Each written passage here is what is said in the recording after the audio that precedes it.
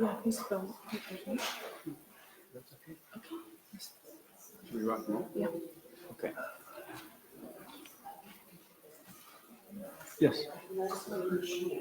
Are we in the right place? I actually got you guys a multi-purpose with a lot to check.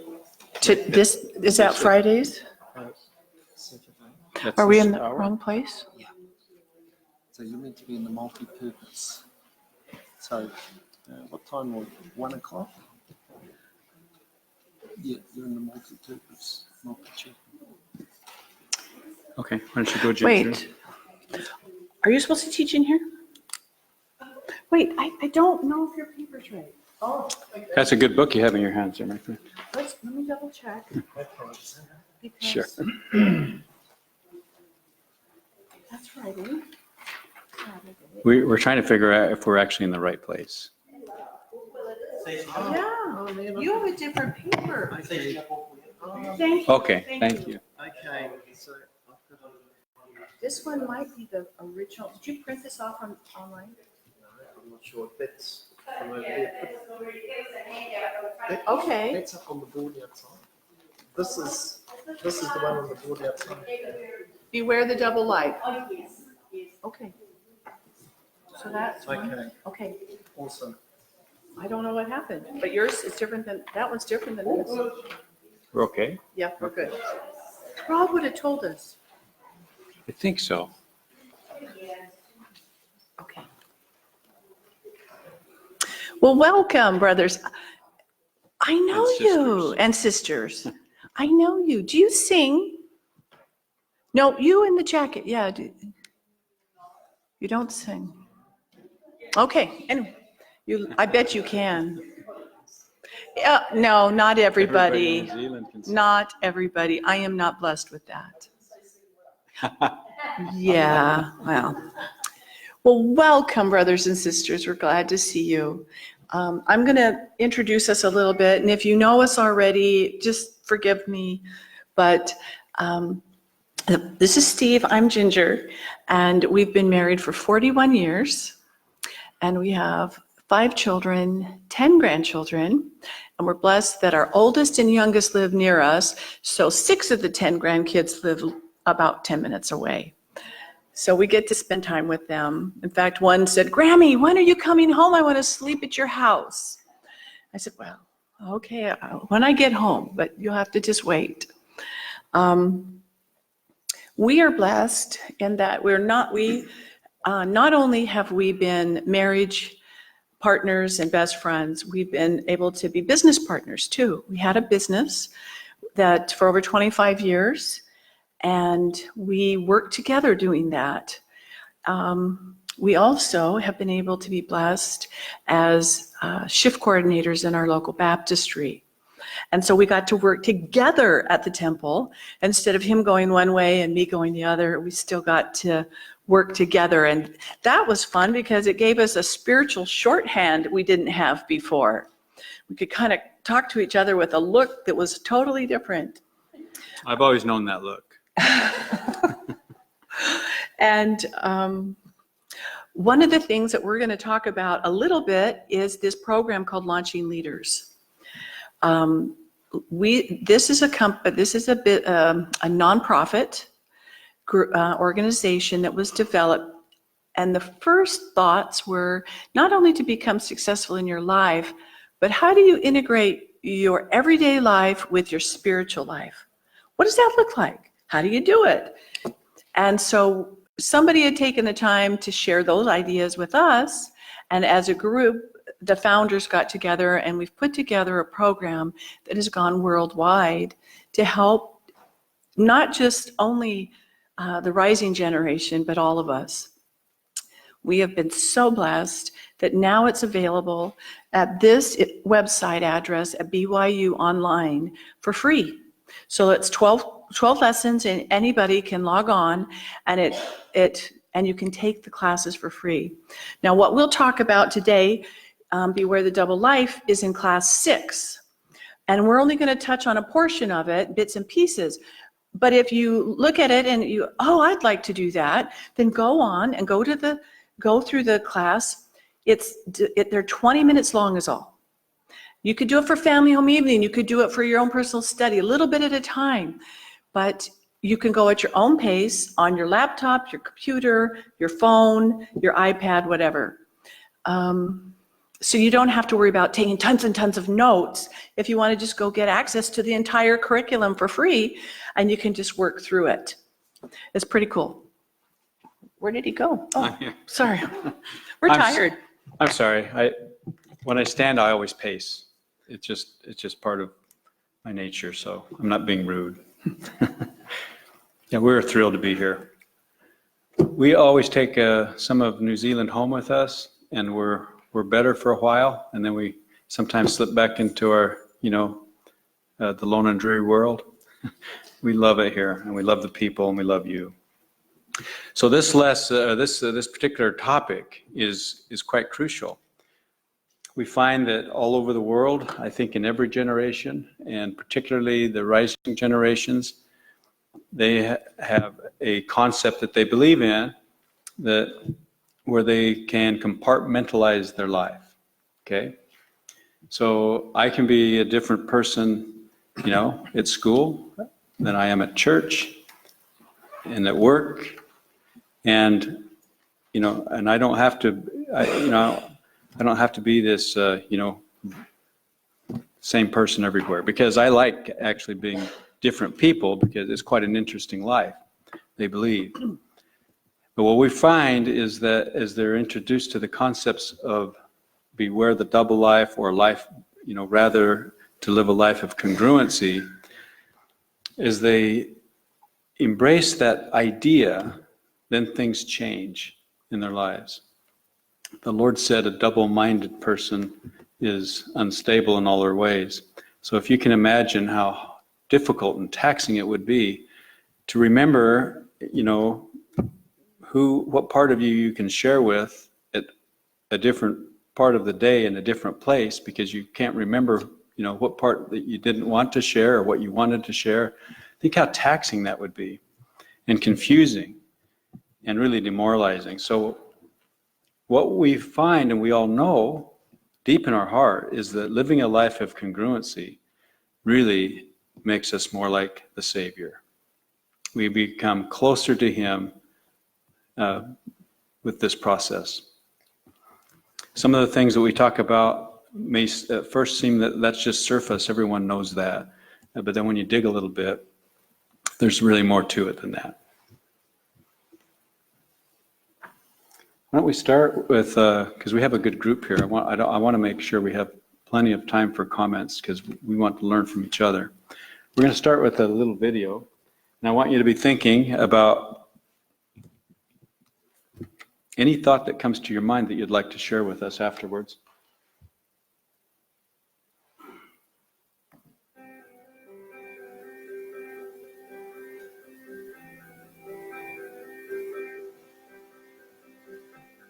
We fulfill many roles, perhaps more today than ever. A single person may be filling the role of parent, employee, student, and community volunteer. Because the demands and responsibilities of our personal, professional, and spiritual lives are often different, many begin to live segmented lives, feeling the need to keep each area of their life separate. We call this fragmented way of living the double life. In this class, we will discuss the problems associated with living the double life and what to do about it. When we go shopping for groceries, we expect that what's on the label is actually in the box. In fact, there are laws requiring that the stuff on the inside matches what's on the outside. Everywhere we look, we want the assurance that the people with whom we associate, do business with, and rely on are who they say they are. After all, nobody would want to become business partners with someone who is dishonest, cheats, or steals. We wouldn't want a friend to wear a mask around us and then turn on us when we're not around. We don't need to go to extremes to find evidence of double lives around us. Sometimes people can lose sight of who they really are and begin to compartmentalize their lives. Let's look at Jane, for example. Let's suppose she has 5 life roles: a parent, an employee, student, youth group leader, and neighbor. One person, 5 roles. Yet, just because we have different roles in life It doesn't mean we should be different people and operate from different sets of values. The moment we begin to fragment our principles and way of living, we start living a double life. For example, if I profess to live a moral life, what I do behind closed doors must match that value. Some people go to work and leave their religious convictions at the door, pretending not to have them. That is also living a double life. The important point in all this is to be what we seem. Does what we have on the inside match what we appear to be on the outside? If we're presenting different versions of ourselves in different places and different relationships, we're in different masks. And people can only have a relationship with the masks that we're wearing. They can't have a relationship with your true self. And so you're not having actual, authentic engagement in those relationships. The opposite of the double life is the congruent life. That is to say, everything fits together. Living a congruent life is about being true to who you are and who you want to become. Rather than viewing your life as distinct, separate segments, congruency allows you to establish one lifestyle, governed by your core values and by God-given principles that can apply to all aspects of your life. So what's so important about living a congruent life? To have this conversation, I actually want to change the word congruent to authentic. And authenticity is the idea that I present my true self to you. Now, that doesn't mean that I have to present my whole self to you, but it means that what you see is an honest reflection of who I am. So congruence is the same idea, but it is taking it even one step further into the space that says, I am honest and authentic in each domain, and there is consistency across those domains. And what we know is that the more authentic, the more genuine, the more congruent somebody is, the higher the likelihood that they have good mental health, and then with that, your mental health and your physical health are actually very connected. Being consistent in your personhood becomes a very important part of living a healthy life collectively. Part of authenticity and congruence is the idea that my core character doesn't change. So that doesn't mean that a different part of me might not come out in one space or another, but it means that a friend from work could come and see me with friends from a social context, and they're not going to be surprised by who I am. I'm going to make sense. They're going to be like, yep, that's the same person I know. So congruency becomes incredibly significant as it represents emotional maturity, it represents psychological maturity, it represents spiritual maturity, and it takes discipline. A double life leads to stress, deception, and complication, but a congruent life leads to peace, harmony, and fulfillment. Life is hard enough. Why complicate it by trying to live more than one? Instead of having multiple sets of lives and values for the different roles in your life, live by one set of standards. As you commit to live by the same standards across all aspects of your life, you'll find life is easier to manage and much less stressful. Not having two different sets of ideals has given me everything. It's given me the ability to be positive and uplifting, and not telling people that I'm doing one thing and then doing something else, or encourage them to do one thing while I do something else. And so it's given me the ability to look in the mirror and say, I can do this. I can do hard things. I can do good work. I can work with others fairly and successfully, but I can also lift others and encourage them. Because at the end of the day, it takes far less energy to be a congruent person than it does to be an incongruent person.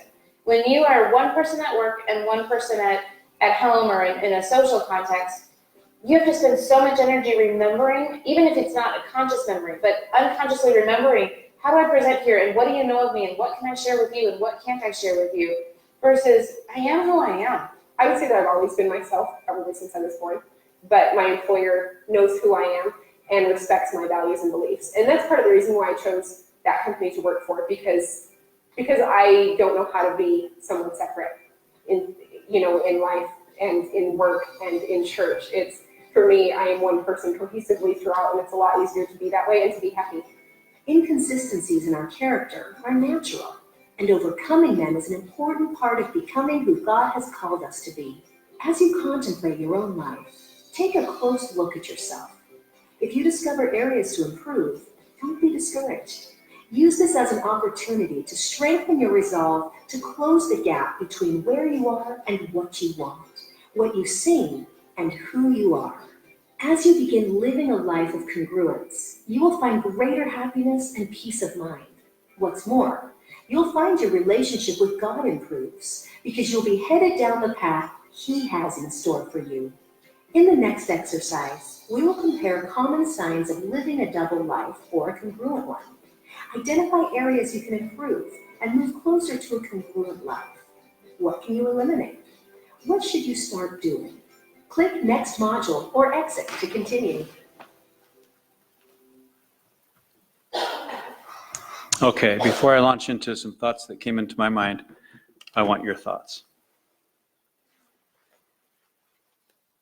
Did anything stand out to you, or did you notice something that was, oh, hadn't thought of it like that before?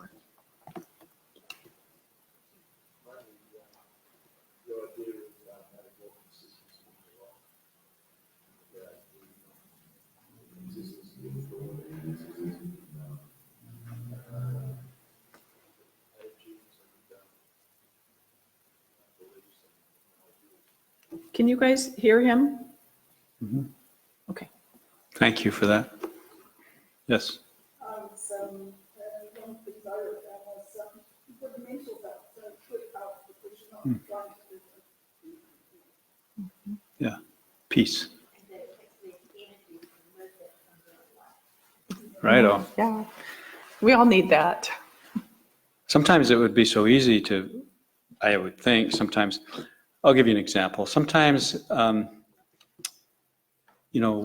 I come and hear a great keynote speaker like we did today, I'm really impressed, with the resume, the introduction, a doctorate and blah, blah, blah, blah.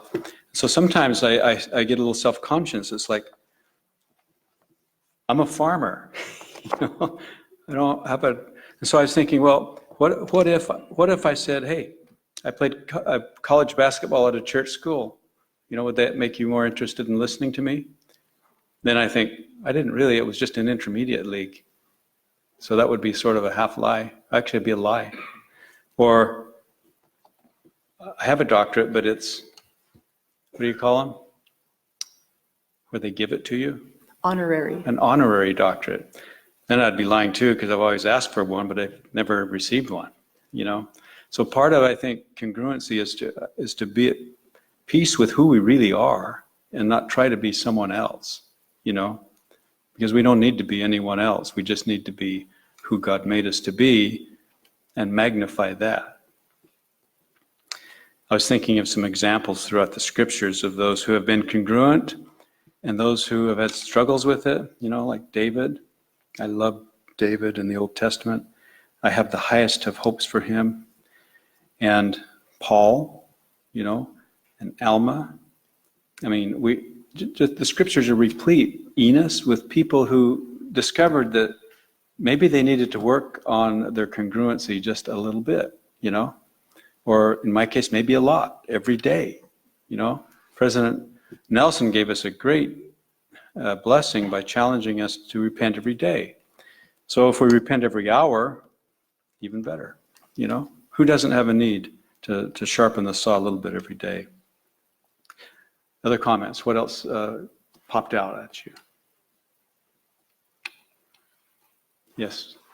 What was your name, brother? Abinadi. I love that. Besides my own life, I also thought of something reading about our rising generation.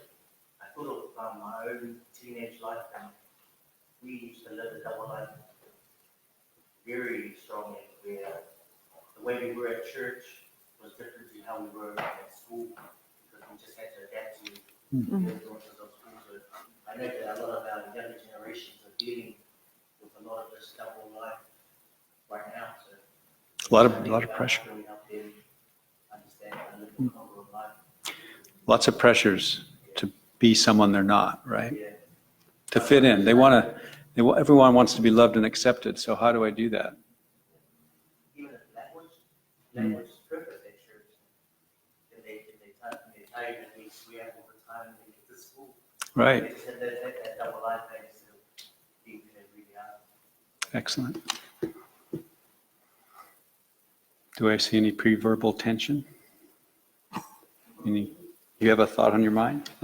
Okay. You want to move forward a little bit? Okay. Did you want to talk about this yet? Sure. One of the things, did we show? Oh, did it talk about it in the last video? Uh-huh. Okay. You know, this is like the 6th presentation we've given. And we just had one of your famous donuts. Yeah, and that's a sugar rush. Woo! So my brain's kind of, yes, thank you, you get it. I'm a little sugar clouded right now.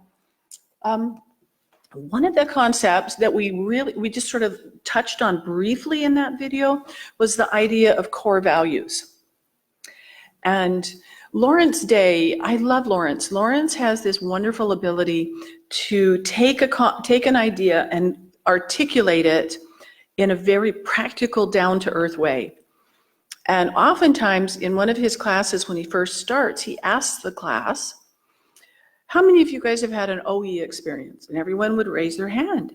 They'd say, okay, well, how many of you went for longer than 2 weeks? Most everybody raised their hands. How many of you went for like a month or longer? Almost the whole class. He said, how long did you plan that? Did it take you 1 year, 2 years to figure all the details and get it all sorted? And yeah, most everybody had to really plan that. Then he asked them, he says, how many of us plan our lives? What kind of time have we put into planning our lives?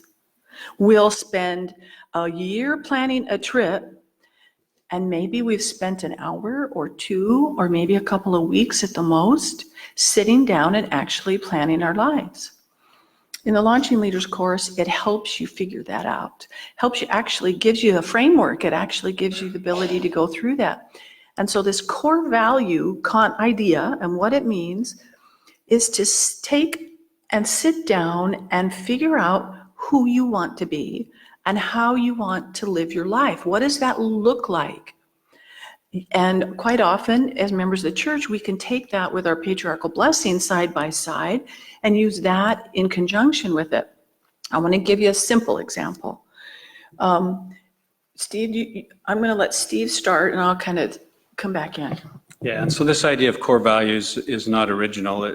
Originally, to my knowledge, kind of started with Hiram Smith.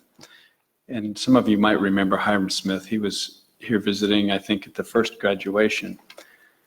The best presenter on his feet ever. I've never seen anybody better. Anyway, I'm really grateful for Hiram and those things that he taught us in this regard. So I had never articulated in writing my core values. As members of the church, sometimes we grow up and the values surround us, but we've never pulled them out of our heart to articulate them on paper with a pen. You know, I am. You know, when we articulate the value. The beautiful thing about creating and articulating is you don't have to be living that value to articulate the value that you want to become. But when you write it down, it's always before you. And then you end it with a positive affirmation of that value. So I didn't develop my value statement until I was 50. And it really changed my life in many ways to understand who I really was and who I really wanted to be from a core value perspective. So then it became easier for me, once those core values were established, to review it. And I put it in my scriptures, and I'll review it sometimes even in sacrament meeting, and I'll just evaluate myself. How am I measuring up, you know, in this life of congruence with the whole purpose of becoming more like the Lord? So for me, when he went through this process, one of his core values was to be a good husband. I am a good husband. And I noticed it. I didn't know he had written that down. But I started noticing changes. I noticed that when maybe we didn't have the same viewpoint on something, and maybe in the past we might have had a little disagreement about it, he was softer when we were talking about things. And then I noticed that if he got short with me or said maybe something that I thought was unkind, instead of being maybe defensive about it, he was very quick to apologize. So that is just kind of like like a down to earth practical example that there's power in putting there's a spiritual law that everything's created spiritually before it's created physically. There's power in writing it down and making a conscious decision to change or to become something different. And I was the recipient of it. And surprisingly enough, our children have noticed the difference. They have actually come to us and said, Mom and Dad, you guys have changed. You're different. You have grown. And they've told us how much they appreciate that. You know, we don't come with a playbook. We don't come with an instruction manual to this earth. And each one of us have to kind of sift and sort and figure this out. This is one way that we can take command of our own destiny and our own lives. And it's a very powerful exercise. So if you go on to the class, it guides you through that. Not this particular one, but there's a class specific for that. Mm-hmm. Yeah, it's very, very helpful. Let's watch this next video, and we're going to keep honing in. Now I'm looking. We're going to talk about the 3 Ds that were mentioned to us by a general authority in the last conference that tie to this. Who was that general authority? We didn't write it down. We keep forgetting. Yeah. Some sister in the last You'll session remember. It wasn't a sister. looked it up. Oh, a sister looked it up. Yeah. Okay. Here we go.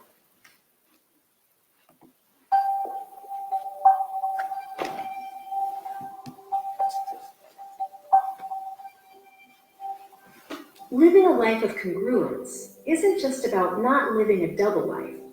It's also about focusing every aspect of your life on the things you truly value. The more each part of our lives work in harmony, the better we can navigate the rough waves of life.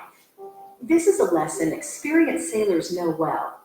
Operating a sailboat is not simply a matter of working one control. It's about operating all the moving parts harmoniously, all the while keeping a steady hand on the tiller. To better illustrate how this relates to living a congruent life, let's take a closer look at the components of a sailboat. A main sheet is a rope that lets sailors control the speed of the boat by adjusting its tension and angle to the wind. The jib. This is a sail which captures wind and develops thrust. Sailors can't control the wind, but they can adjust the sails to navigate. Can you see the metaphor in that? And there's the tiller, a long curved handle attached to the rudder. The tiller is responsible for steering the boat. To successfully sail, the captain must be able to work these 3 elements harmoniously. Most importantly, he must keep a steady hand on the tiller. The tiller is responsible for the direction of travel, and taking your hand off the tiller will cause you to end up somewhere you hadn't intended. In like manner, the more each part of our lives works in congruence with our core values, the more effective we will be in achieving our life's goals and purpose. Think of yourself like the captain of your own ship in life. You have to balance and manage your core values, your life choices, and always ensure you are heading in the direction you want to go. For example, if one of my core values was continuing education and strengthening my professional skills, watching excessive amounts of television or other forms of entertainment doesn't help me get there. I've taken my hand off the tiller and let the waves take me where they will. But by managing my time and energy to match the things I truly care about, I am living congruently. I'm steering my life with purpose. Let's discuss some general principles that will help you be congruent. Identify problem areas. Look for areas in your life that pull you into living a double life. If there are areas that are not in line with the values you want to live, address those first. Be patient with yourself and don't give up hope. Change takes time and sincere effort. Don't be afraid to ask for help if necessary. Be real. Be authentic. Being real doesn't mean taking no effort to restrain or control your behavior. We should always be striving to be our best self. Rather, being real means saying what you mean and meaning what you say. Have integrity. Be truthful. Let it be said of you that your word is good enough. Integrity is more than telling the truth, however. Integrity is the quality of avoiding any form of deception, in word or otherwise. Stand firm. Even if you find yourself or your values in the minority, never deny your values and their importance. Temporarily abandoning your values under pressure is as bad as not having them. Always remember and live by your values. Know when to seek help. Overcoming certain lifestyles may require professional help. Knowing when to seek help is a sign that you're moving toward a congruent life.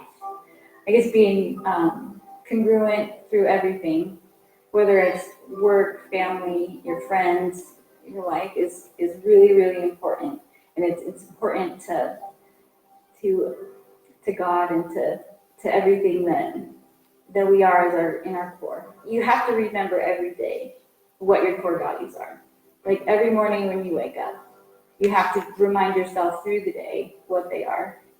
As you begin carrying out your plans and begin achieving the kind of life you want, you'll be faced with many choices. You may be tempted to compromise your principles to get ahead, but keep your hand on the tiller. Remember the kind of person you want to be, and never sacrifice that to achieve any degree of success. You know, one of the challenges with becoming financially successful is the temptations that go with it. And there's a lot of them. When it comes to making money, there's a lot of ways that involve suspect ethics. There's a lot of people that work on those sorts of principles. And sadly, it's just too common. That's not what Launching Leaders is about. One of the things that I really, really like about Launching Leaders is this. We start with this idea.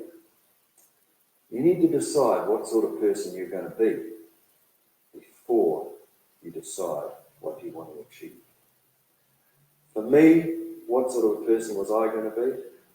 I decided a long time ago I wanted to be a person with 100% integrity. I didn't want anybody to say that I walked out of their office with their pen, let alone their share of the profits out of the deal. When I made that decision, it restricted me in some ways, but it opened up a lot of doors in another. First, you decide what sort of person you want to be. Then you decide what it is you want to achieve. Keeping your hand on the tiller is about remembering what sort of person you want to be and always steering your life in that direction. Living a congruent life is both about what you shouldn't do and what you should do. Make adjustments to bring every aspect of your life in harmony with who you are. When each aspect of our lives works in unison, it will keep you on track with as few delays and as much traction as possible. Click Next Module or Exit to continue.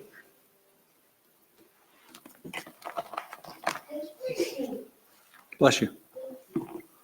Thoughts? Yes. Ah.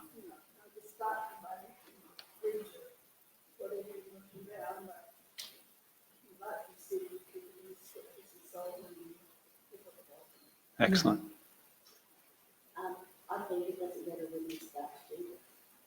And now that we've got that, we can pass it down. So there's nothing we can have a conversation with those who are doing well. Yeah.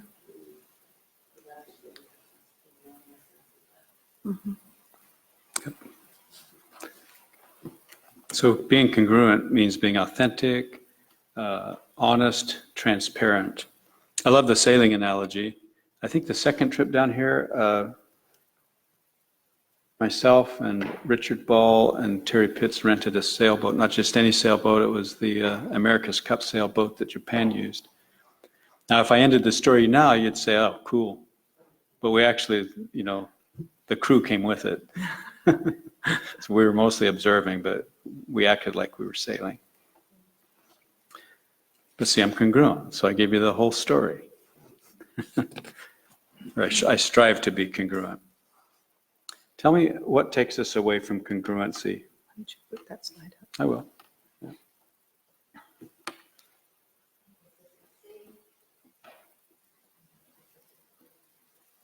Mm-hmm. But you're consistent at that. Yes, Bishop. I think we have flaws, and I think we don't want to show our flaws. And it's not that I'm trying to hide my flaws, but if I'm seeing like I'm a little bit better than I should, then maybe people won't make the same mistakes. I don't know. And it's okay to have flaws. It's how we live every day, right? Sister. Yes. I think a lot of the pressure comes from, we're not in the world, really. I mean, we're in the world, but we're not of the world. And a lot of the pressure comes from our mom and the parents and our kids at school, from our environment. And that makes it really hard to stay good. One sister pointed out that there are causes. Sometimes we have to look a little deeper and see the cause behind somebody's actions, why they're acting that way. Quite often you'll see somebody and you kind of know that something's off. And sometimes there is a cause for someone's behavior, and maybe they aren't congruent with their lives. But ours isn't to judge, right?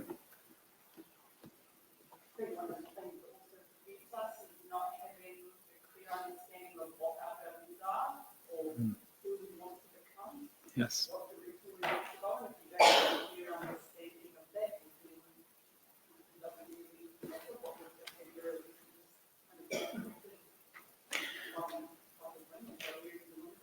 Exactly. So can we get a commitment from each of us to articulate your values? Oh, I should do the Jim Ritchie thing. Articulate your values, put it on paper, and realize it takes time. It might take weeks to really go through the process. That's okay. If it took you an afternoon, you haven't really given it much thought. I noticed that Sister said that, I am a good husband. So Yeah. when we articulate our values, I am the word I am. Exactly. And so you want to end with that affirmation in your value statement. Yeah. Mm-hmm. Well, but you don't have to have that. No, but Yes, that's you're what right. you write down. That's right. You live into You're living that. into it. That's right. Exactly. We're becoming. We are becoming. Any more thoughts? Yes, sir. Sometimes, Abinadi. yes. Yes. Sometimes it takes a bit of hard work at first. It's not easy to read the scriptures immediately. So same as being congruent in your life. I noticed that one of the parts of the lessons and what you did is with finding the holy ground. There's a way to evaluate how you've been and just kind of think of what's the plans, what's the goals for the next stage. Being able to implement in my life of finding my holy ground, my time alone, I'm able to think about my core values, how's it been. So you evaluate every day. Yeah. So it's a part that's in the program that goes well with. And it's so important to take the time for a daily devotional, right? Even if it's 10 minutes, if it's regular and on a daily basis, you're finding your holy ground and you're connecting with your inner self and with heaven.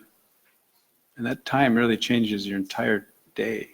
It's while we've been here, we came a few days early so we could go and visit with friends. And as we reconnected and we went into their homes and we listened, now we're talking, we first came to New Zealand 2011 and so now we've had 8 years to be able to have people experiencing this and coming back and sharing their ideas in their lives and what's happened with them. And it was fascinating to me that this person that we visited with had achieved all of the financial goals that they had set, goals that they never even, they were amazed that they had gotten to that place. And now they needed to make some other idea changes. How do I balance my life? How do I balance my family? How do I balance these customers that all want me? How am I going to make it all fit? But because of the tools that this person had learned, they now know how to take that framework and be able to sift and sort and figure that out.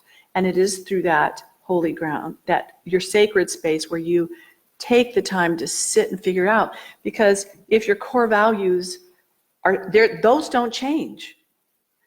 And if that's Well, they still, can. yeah, but I mean, they can be dynamic. That's what I wanted to say. So now you maybe sometimes have to make some adjustments, and that's appropriate. You don't have to be stubborn and like a rock, but you might say, oh, because you see a different way of doing something, or you see a better approach to it, you can modify and adapt. Excellent. All right. If you want to take a lot of time with this, you'll see it in the lesson, but there are 15 questions that you can evaluate and just determine, are there areas in my life that I can improve to become more congruent?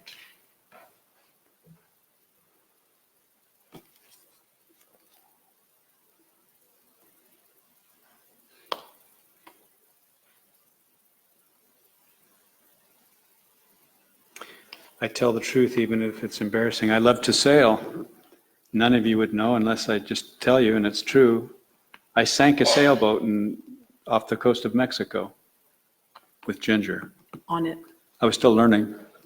I learned a lot from that experience. So did I.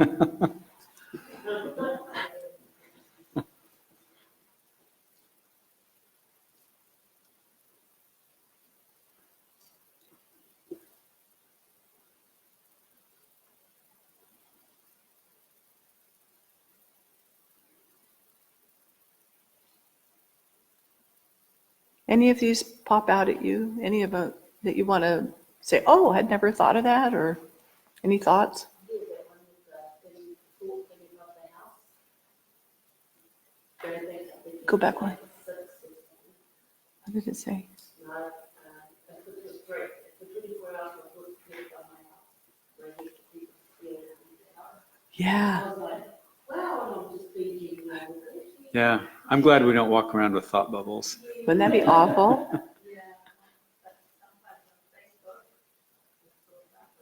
They Yeah. are. They are. Yeah.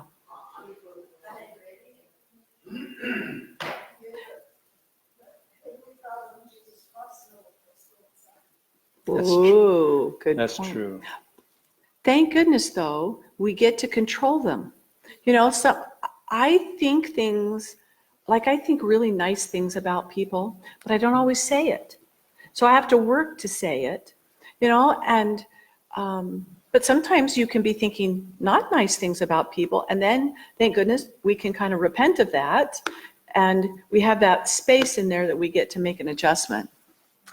All right, you can take a lot of time with this online, but let me close. We have 5 minutes. Let me close with a story about Old Red. So I grew up on a little acreage in Wyoming, and Wyoming is considered, I think, the celestial kingdom of the United States. It's not. It is not. I one time, that's another story. I won't get into it. I one time referred to that in a high council talk, and the bishop got up afterward. He didn't know I was joking and corrected me. No, Wyoming is not the celestial kingdom. So we went back and forth with this. Like, well, it's a part of it.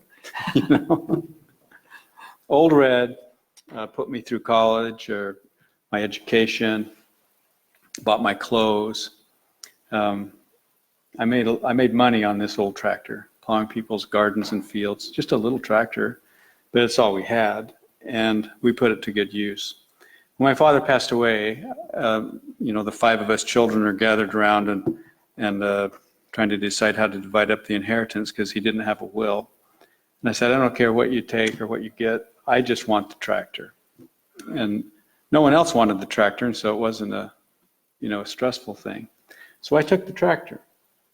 But look how it's a 1946 International Farmall. So I said, I'm going to have this restored. And so I found a gentleman near us and who came highly recommended. And I said, take the tractor and make it new. And so he literally dismantled the tractor. And it's the same way as we try to, in our lives become more congruent. We find things more and more that, I can improve upon that. I can clean that up. So he did that bit by bit. So you can see it's really torn down to nothing. There's nothing left when he's got it disassembled. But he repaired it, each part, and then began to paint it and make it like new again. Every piece.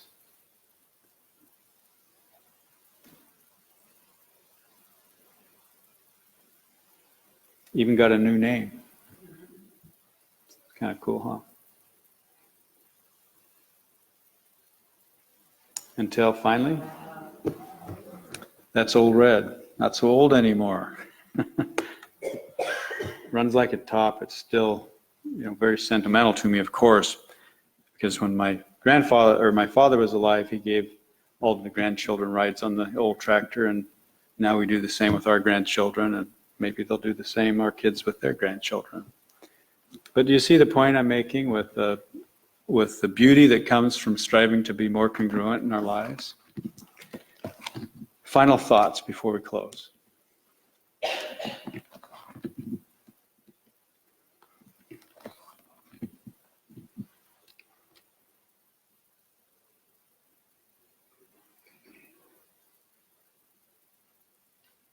If you don't have a thought, that's okay. I taught seminary for 17 years and I learned to wait. Well, I'm just thinking that you kind of that seems to have because piece by piece, we take a clear level and we are humble enough to put ourselves in that space, to hold space for us, so that we can dismantle ourselves, repaint, and then put ourselves back.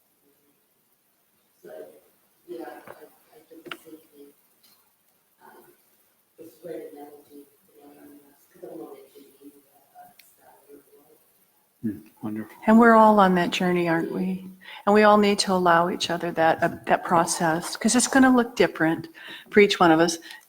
I don't know that I'd ever be that cool and shiny and red, but I'm going to look different, and it's still going to. And I love what you said, that he creates that space for us, and we don't need to fear that process. I remember when I was a young mother, I tried so hard to live the gospel. I wanted to be perfect at everything. I wanted to raise my children exactly right, and I kind of saw repentance as a scary thing. And I love that President Nelson has helped us embrace the beauty of the atonement in repenting and trusting in the Lord. And that when we submit ourselves to Him, we don't have to be afraid, and He's just going to make us the very best version of who we can be. No one said it would be. Yes. Yeah, for sure. Thank you for teaching us. Thank you for being you. We love our association. Thank you.